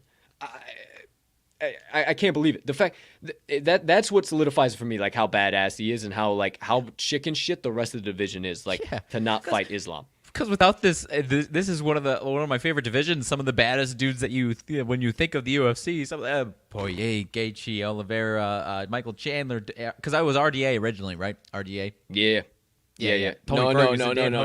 RDA was. Or Dariush. I'm sorry, it was Dariush, right? Beneil Dariush. Yeah, Dariush. I think he tore his labrum, maybe something. It's pretty serious injury. He's fucked for a while. It's not good. Like he's gonna be out for a while. Like talking about RDA was supposed to be this past weekend, right? Yeah, they moved him up to this following weekend, Fiziev and Dos Anjos. But yeah, dude, that's gonna be brutal for. It's kind of sticking with Dariush, man. Like Dariush was on that streak, man. Yeah. He was murdering guys. Makhachev just not quite getting the same respect, right? Yeah, and now he took that injury, and now it's kind of looking like shit, man. I don't know. We'll see. We'll see what happens with him. Anything else on that? I mean, you said McKinney. Not a ton of guys that I'm recognizing personally as an average fan here. I looked briefly through it, but Co-Main, Misha Surkunov, Wellington Turman. Let me see. That should be. Oh yeah, Wellington Turman. He's a bad motherfucker, dude. Brazilian, obviously, but yeah, he's been coming up. We'll see. Surkunov is a good. Oh boy, that's gonna be interesting. Ji Young Kim, you've seen her fight before, but Priscilla Cochiera is damn good as well. That'll be a good fight. Yeah, it's gonna be an up and comer fight, for lack of a better term. Armin Petrosian versus Gregory Rodriguez. That's gonna be fucking sick. Lot of Brazilians on the old card here that I'm noticing. A lot of Brazilians on the old card. Ooh, wow. Terrence McKinney is fighting Faraz Ziam. That's gonna be crazy. We haven't seen Fares fight since. What? June of 2021? Holy shit. Sheesh. It's been a minute. You'll recognize him right off the bat. He's that skinny, lanky little French dude. He's just nasty, man. He is nasty. That's going to be a scrap and a half. Ramiz Brahimaj, however the hell you say that, against Michael Gilmore. That's going to be a scrap. Brahimaj he's yet to officially really, really, really find his footing. I think this fight might be the one to do it for him. And then right after that, Alejandro Perez and Jonathan Martinez. Martinez always brings a fucking scrap. There's a reason he's a 240 favorite in this fight. But the fact that Alejandro Perez is a plus 200 dog kind of gives me pause for concern, because that motherfucker can scrap too. So right. It's going to be a card, dude. It's going to be a card and a half. So that's why I kind of want to spend some extra time on it today and obviously kind of get ready and rock and roll on that. So there you go. There you have it, my friends. Well, 3 o'clock prelim action, little afternoon prelim getting started. Dude, boy. I like it, dude. I like it. Yes, sir. Billy Horschel, 2 under to start the day so far, dude. Tied for 7th. What a day. What a day. Have a daggone day, Horschel. More. Obviously, a lot more. Not even that many at this point. My other guy, Keith Mitchell, getting started here soon, dude. So, I'm going to keep them flying as long as they're cashing, dude. Sure enough, my man. All right. Well, let's see here. What else we got rocking and rolling? We'll keep Honda Classic updates. If there's any cool shit, we'll keep those updated. The videos popping out of that. Yeah, no other real major sporting news or anything else. Don't know what the hell's all going on as far as if we're about to enter World War III. We'll find out. We'll keep you guys keep you guys up to date. Everybody stay safe out there. Just make sure, like on some real shit, on some low-key real shit, just make sure you got some extra water, some extra fucking beans, bullets, and blankets, and you'll get by. That's about all it takes. But I don't know, man. Crazy shit going on. So I stay out of politics. I stay out of news. I stay out of bullshit. So I don't know everything going on. I can't speak educatedly, but I know shit is happening. Yeah, well, exactly. We're trying to be that escape from all that stuff. My girlfriend was laughing at me. What was it, Tuesday though, where the rumblings of whatever's happening, what's happening was starting to happen, and she's very tapped into it. And I'm like, babe, Aaron Rodgers is about to be on Pat McAfee show in 20 minutes, and this might be the worst day of my entire year. And she's like, that's what you're fucking worried about right now? I was like, yeah, what the fuck else would I be worried about? Of course. Like, this could be the worst day of my Packer non-playoff loss life, dude. Come on. Hey, man, it just shows how, like, told me that, and I was like, that shit we are. Yeah, it's just, and it's sad, bro, because, like, what if, bro? What if? Who knows? What if we go to the old WW Trey? I don't know. Either way, we got a question up here from our guy. Oh, we got a question from our guy. Who we got? Okay, Law. Let's go. He says, I'll just put it up here. Hey, guys. Happy Thursday. Give out any picks you see later in the day on any platform. You better believe it, my friend. Are you kidding? What a time to cross this bridge. My friend. I believe you gave him a free plug already, correct? I certainly did. But plenty of places we track them at. So you can either get the Action app that I told you about, Chris. I'm pretty sure it's on Android and Apple. I have Apple. So Action Network app. I am at cash_with_Colt. Riley is at RMags in all caps. And then you can find all of these shows, Daily Best Bets. If you can't stick around for a full show, you can find those at Talking the Line. All easy. We also have the Chalkboard app. We're actually affiliated with them. We appreciate the fuck out of the guys at Chalkboard. Ted Mousset, Andrew Goss, all the guys on the team over there, all of our guys. Download that. That is only on Apple, not on Android yet, but download the Chalkboard app. It's Chalkboard, just Chalkboard app on the Apple Store. And then follow them on Twitter, too, at Chalkboard HQ. They always got good content and updates and shit rolling out all the time.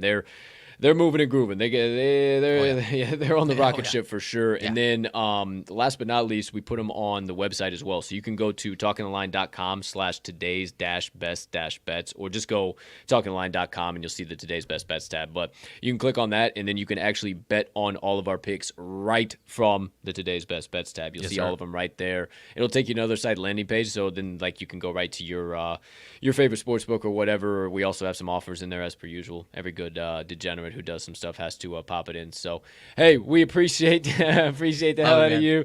Love you too, fucker. We appreciate you, man. You the man. Appreciate it. Thanks for stopping by, K-Law. Outside of that, dude, nothing. Hey, he gave it a Chris gave it a winner last night, dude. He Avs -1.5. Wait. Let me flip that. Appreciate you, fucker. Avs -1.5. Hello, straight to the pay window. Shout out.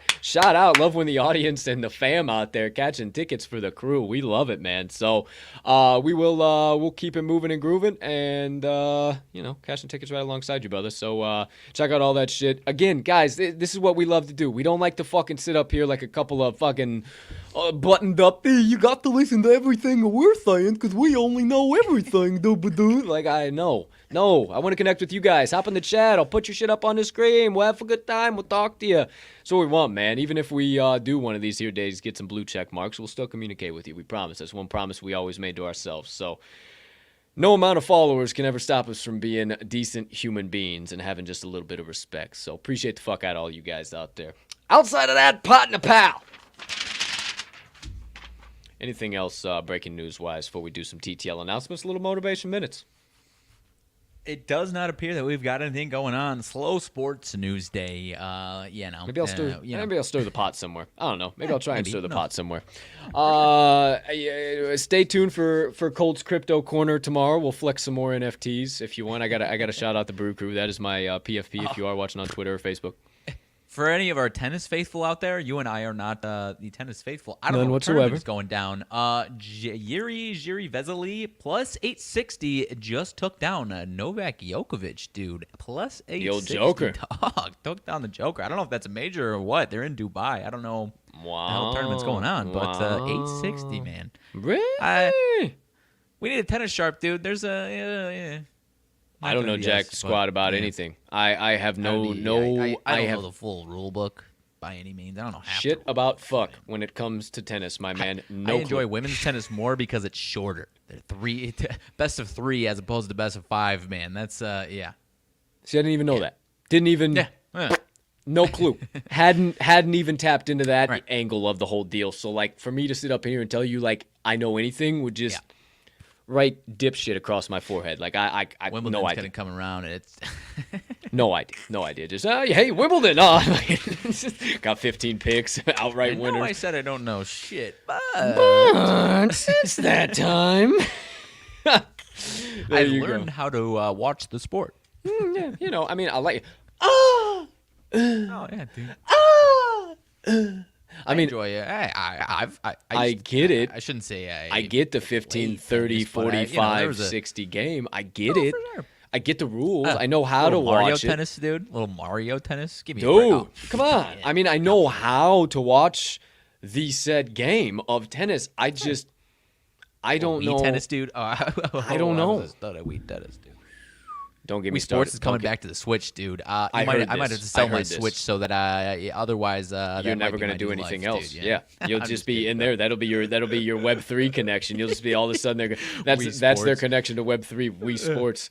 Oh man, dude, bringing that back. Oh, the Wii. Whoo, in general, dude, I was like 12 when that came out, dude. They need to bring back a lot of N64 games. Is what they need to bring back, like the shit that we would play. Scooter and I GQ, were talking, dude. like They're bringing back the old Strikers, or in some fashion Mario Strikers. Yeah, we just need baseball, and that's it, dude. After Mario Strikers and Mario Baseball, bro. Sign me up.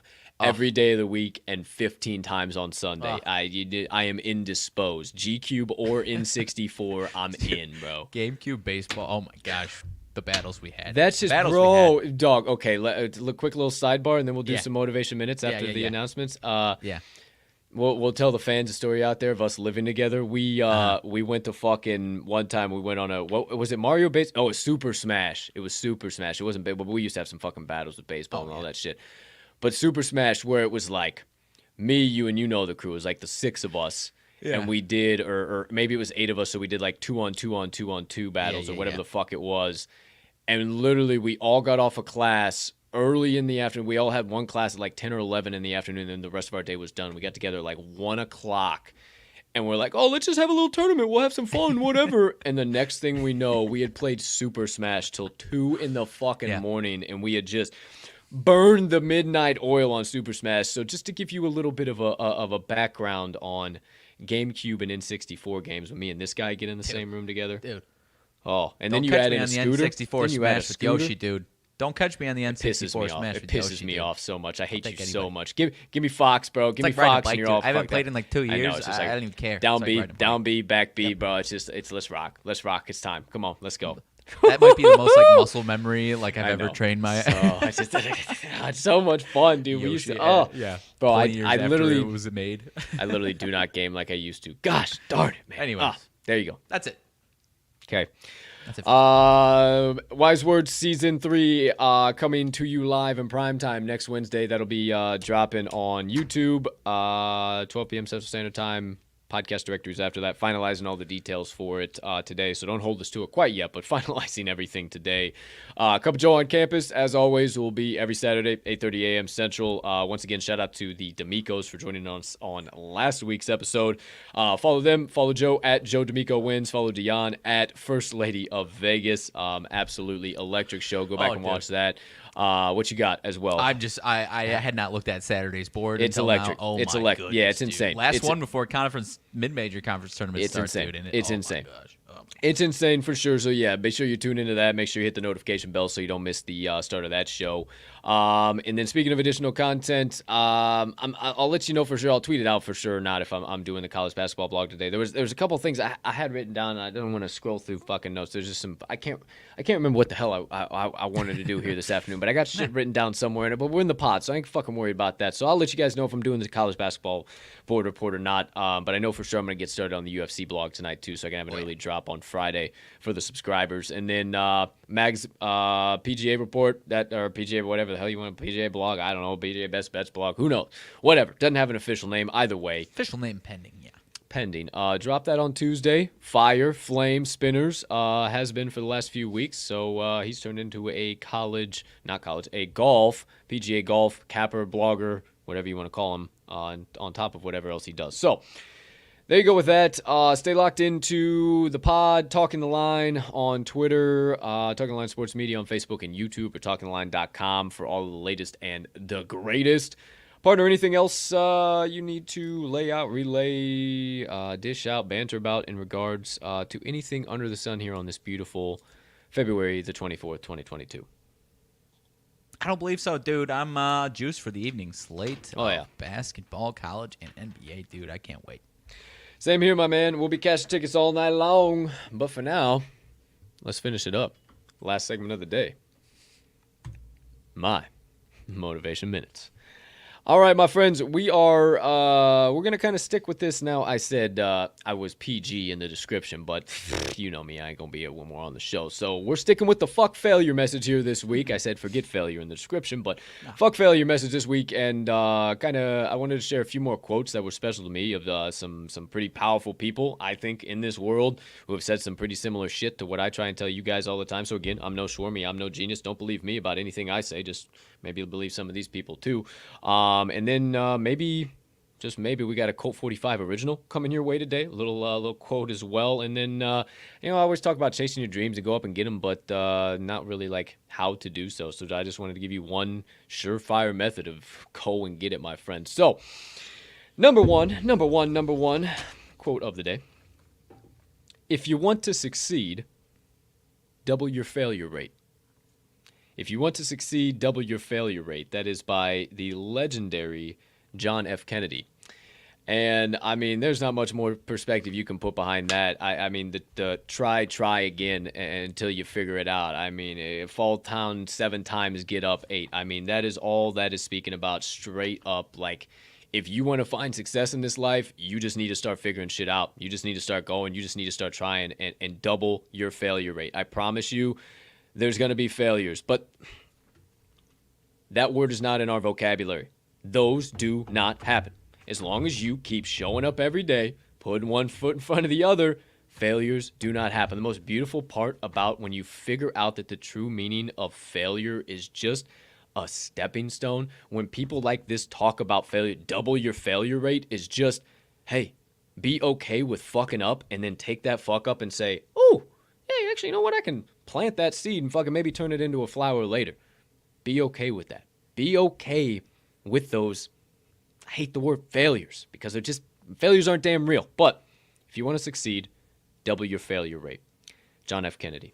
Second quote of the day, those who dare to fail miserably can achieve greatly. Those who dare to fail miserably can achieve greatly. Tom Watson, the founder of IBM.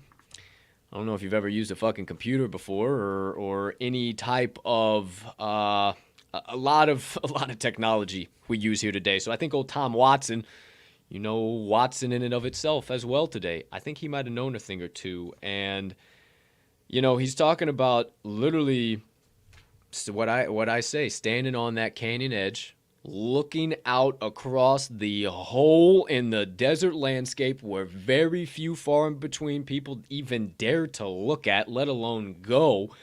And you're not just saying, oh, I'm going to propel down, take the time, walk through the dark spots, we'll get through. No, you say, fuck that nonsense, I'm just going to jump. I'm just going to go. And figure out if these old wings will sprout some feathers on the way down, and hopefully I can start flying. And it's so funny. The more you choose to do those big things, to dare to shit, I could really, the worst case scenario, I could splat at the bottom of this canyon and be deader than a doorknob. That is the worst case scenario. The more you look at those big ass risky situations dead in the eyes and go right after them, the more you're going to find success in them. Because the scarier the situation, it's real funny, the better it turns out every single time. So, those who dare to fail miserably can achieve greatly. And how about a little Colt 45 original? Okay. I came up with this last night. I was putting a little things together, but I kind of a combination of some different things I was seeing, and I was like, damn, I kind of said that, huh? What do you know about that? So, your boy once said, Don't be afraid of failure. Be afraid to look back and realize you didn't even try. Don't be afraid of failure. Be afraid to look back and realize you didn't even try. And I mean, go look at it. I couldn't find it fucking anywhere else. I wanted to make sure before I said some shit. But I just believe it is so important. I used to live my life in that what if mentality that I could go after it, but it's comfortable here. It's fucking comfortable. I got this covered. I got that covered. I got that. Mitigate the risk. I'm good. And the moment I decided to start taking on more risk and diving into more wild ventures, whether that be the NFT space, the crypto, or the podcasting, or sports gambling, or whatever it might be, or whatever that might be in your life. Maybe you're not even on the same wavelength that I am there. The more that I decided to just look those what-if moments in the face and say, I'm not going to allow myself to be 5 years down the road and say, damn, what if I would have done that? I would be right where that person is. I don't want to be that person anymore, and you shouldn't want to be either. And it's scary. It is. It really, really is to get out of your comfort zone, to get out of the rut. But, I mean, it takes getting comfortable being uncomfortable in order to achieve great things in this life, my friends. And you're going to have a lot of uncomfortable spots, things that you thought were going to go the right way. You finally thought you had that break, and it ain't that fucking break. And you're going to have to be able to get real uncomfortable in those situations and continue to be comfortable and continue to move and continue to push and continue to be a light for others, because you don't know how much of a light you are. I guess I don't know sometimes. I just up here fucking talking into a microphone. But forget me. You guys out there, you don't know how much of an impact you are. You're an impact on me. You liking my shit, retweeting my shit because I threw out some goofy ass shit of a turtle upside down saying he's fucking flying. I mean, that made me laugh this morning. And for you guys to like that and resonate with that, that's all I care about. And that's why I did this. And that's a whole fucking rabbit hole in and of itself. But I guess it kind of allowed me to open my eyes and see the don't be afraid of failure, or whatever that BS word even is. Be afraid of looking back and realizing you didn't even try. So, my friends, there's your 3 quotes here today. And how to chase your dreams. Last but certainly not least, tried and true method. I shit you not. It sounds fucking elementary, Watson, but it works every motherfucking time. Rip out a piece of paper, slap a line down the middle of the fucker, slap a line across the top of the fucker, write pros on one side, cons on the other, son of a bitch, and start writing. And if you got one side filling up a particular side or the other, you know what direction to go in. Stop listening to mama. Stop listening to daddy. Stop listening to auntie. Stop listening to boss. Stop listening to girlfriend. Stop listening to sister. Everybody, it is your life. You are living it. It is your brain. It is your thoughts. Go after it. Go get it. If it is the right time on paper, I promise you it is the right time now in your life. Then go grab you a nice little book, nice little binder, whatever you want, little binder. Just start fucking writing. Just start writing ideas. And not only those ideas, but right underneath that, how you are going to accomplish that. The next week, the next month, the next 60 days, the next 90 days, the next year. Whatever those goals might be, then just let it spew out. Then group those. Your weekly goals, your monthly goals, your 30, your 60, your 90 days, your 6 months, your yearly goals. It's not rocket science, baby. It just takes a little bit of discipline and a little bit of effort, and then all of a sudden you realize you got out of this fucking rut that was once your life, and you're willing to take all these risks, and you're getting the inside right and the outside's following along, and holy fuck, we're all spreading positivity. What do you know about that, my friend? So, I promise you to continue to drop out this positivity, to continue to share the good message, the good vibes, this life ain't so bad, man. Stop worrying about all the things people want to act like are so negative and toxic about this life. And maybe if we all just tried to be a light for one person today, things could change around. So, fuck failure, my friends. Defeat and retreat are not in our vocabulary. Go chase your dreams. It might be elementary, but make you a pros and cons list on whatever you want. I promise it will make you see what direction you need to go, whether pro go or whether cons stay the hell away. I don't know if I had to explain that to you or not, or maybe there you go. That way you officially fucking know. But for the last time today, my friends, I know this was a long-winded one, but hopefully got you some good stuff to think about. If you want to succeed, double your failure rate. John F. Kennedy. Those who dare to fail miserably can achieve greatly. Tom Watson. And your boy, Don't be afraid to fail. Be afraid to look back and realize you didn't even try. And that does it for my Motivation Minutes of the day. Solid, my man. I don't know what I could possibly add to that, my man. I was on a roll. I didn't even expect to do that. That was really, really solid. I don't know what else I could add. I mean, yeah, because I had a situation in college where it was like I knew I wanted to work in sports for as long as I've been alive, and I was doing like working for sports teams in the background, and I had these opportunities where I was like, is this what I want to do? And turns out, no, it wasn't what I wanted to do. But had I not done that, I probably wouldn't be sitting here. I don't know where the hell I would be, but I have no idea what I would still be doing. I was working for low-level teams, high-level teams, and at the end of the day, it was like, all right, these were amazing experiences. These were horrible experiences. Those horrible experiences, let me find out how I can figure out how to capitalize on these positive experiences in the future. And I wouldn't have known that, dude, and I don't know what I'd be doing otherwise. 100%, my man. Just takes dipping the old toe in the water and saying, it's a little too icy. I'm not going in the deep end, or maybe, ooh, that feels just fine. I'm going to go ahead and take a dip. I don't know. Who knows what the hell happens, but at least you put your foot in and got your fucking answer, pal. That's at the end of the day, that's what it's all about. So there you go.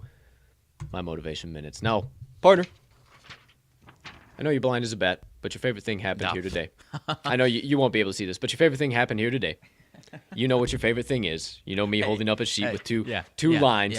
Yeah. Have a spectacular day unless you have other plans. Let's cash some tickets. That's the only two things we really need to be worried about in this life is cashing tickets and just having a spectacular day between the time our feet hit the floor and we start running and our ass hits the bed again. That's all we need to be worried about. But for now, my friends, everybody who tuned in, maybe you're a new member of the TTL faithful. Maybe you've been here a while. Maybe I don't know who you are. Maybe I don't have a clue. But I'll tell you what, appreciate the hell out of you if you haven't heard it lately. I love you, and I respect the hell out of who you are as a human being if you haven't heard that lately. So my friends, ladies and gentlemen, degenerates and gamblers, 4 and 1 for myself and Mags. Thank you so much for stopping by episode number 231 of the TTL Pod. And every episode you decide to stop by for that matter. Thank you for your likes, your shares, your retweets, your views, your comments, your subscriptions, everything in between that you guys do for us. Literally, it is because of you that we get to show up every single day. So thank you for allowing one big dumb doofus and a big brain fellow over there on the opposite side of the screen to chase their dreams and passions. It's more than we could ever ask, and sometimes when I think about it, I stop thinking about it because it's too much. I appreciate the fuck out of you guys. So thank you. Outside of that, we hope you have a spectacular rest of your Thursday. Unless you have any other plans. I know you saw me on the Breakfast Bankroll today with Jeff Dawson. You will not see Mags on the Breakfast Bankroll, so don't worry about seeing any TTL Crew early in the morning. You'll see us 10 a.m. tomorrow morning, TTL Pod. Then Mags on Midday Market Report, 1 p.m. Central. Just wanted to make sure everybody was clear for today, though. Get all today's best bets hammered in so you can say right alongside me, your host, Colton, Captain Colt Soroka, and your co-host, Riley, the legendary RMags to Riches Magnuson, at the end of every single piece of content we do. Let's cash some tickets.